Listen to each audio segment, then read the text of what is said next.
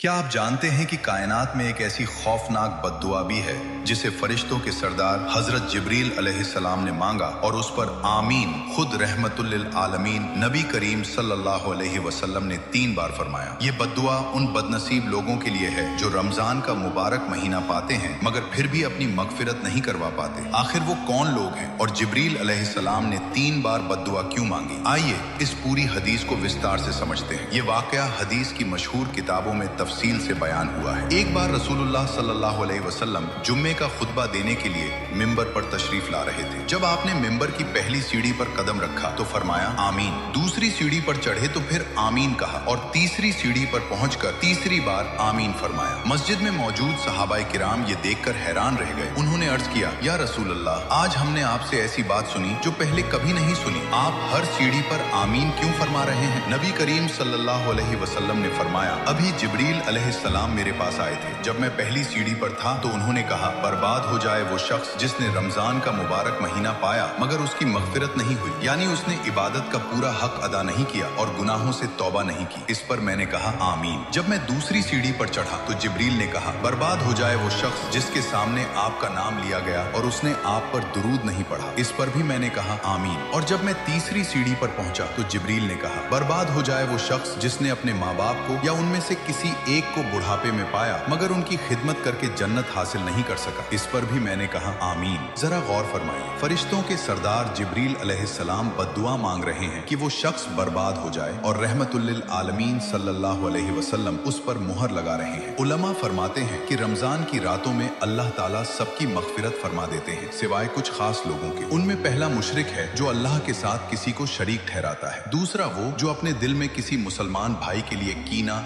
जलन या दुश्मनी रखता है। और तीसरा रिश्तेदारों से संबंध तोड़ने वाला। अगर हमारे दिल में किसी के लिए कीना बाकी है तो रमजान की इबादत भी हमें पूरा फायदा नहीं देगी जब तक हम दिल साफ न कर लें। अल्लाह हम सबको उन बदनसीब लोगों में शामिल न करे जिन पर जिब्रील अलैहिस्सलाम ने बद्दुआ मांगी। इस रमजान अपने दिल साफ करें, माँ बाप की खिदमत करें और कसरत से दुरूद पढ़ें। अगर आप भी अल्लाह की माफी और रहमत के मुस्तहक होना चाहते हैं तो कमेंट में या अल्लाह मेरी मगफिरत फरमा जरूर लिखें। और ऐसे ही दीनी वाकयात के लिए चैनल को अभी सब्सक्राइब कर